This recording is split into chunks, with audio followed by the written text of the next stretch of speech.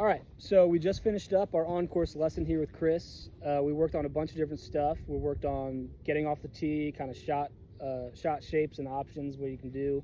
We worked on club choice. We went and worked on a harder shot, like being behind the trees, getting in some trouble. So Chris, tell me what you kind of took away from today. Yeah, so in the beginning, we're kind of working on like opening tee shots or tee shots in general. Just kind of picking the right club, whatever's going to get you kind of safer, especially on the hole we videoed there. It's a shorter par 4. Anything that's going to get you in the fairway is probably safe. You don't really have to get down there too far. You're going to have a wedge in. Just take the safest option off the tee, take trouble out of play, and always, like, when you set up, you get that alignment. You don't have to pick something that's just right in front of you. You got the whole sky to work with, and picking a spot out there, or a tree, or a bush way in the distance, a bunker on another hole even, just something to kind of set your mind right on where you need to be aimed, and take that line and just commit to it and trust it. Yeah, I mean, I think avoiding trouble, especially out here, is very key. I mean, you can get into trouble a lot of ways. I mean, the creek comes into play a lot. There's some trees and tall grass and stuff like that. But especially on that hole where everything's kind of sloping down to the left, I think taking a 3-wood might be a little better choice. Keep us out of those trees as well. Yeah, so. definitely. Yeah, when we get in the trees, we were talking about it. There's a few different routes you can take. Golf's a hard game. Sometimes better just take the easier route. Yeah. It's safer.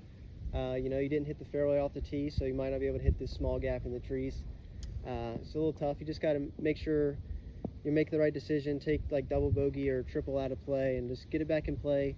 Take your bogey, move on to the next hole, try to maybe birdie the next one, and you're right back on track. So yeah, no, it's definitely about minimizing the big numbers. I mean, you don't want any double bogeys, especially if you're trying to pass your PAT or something like that, or playing tournament golf.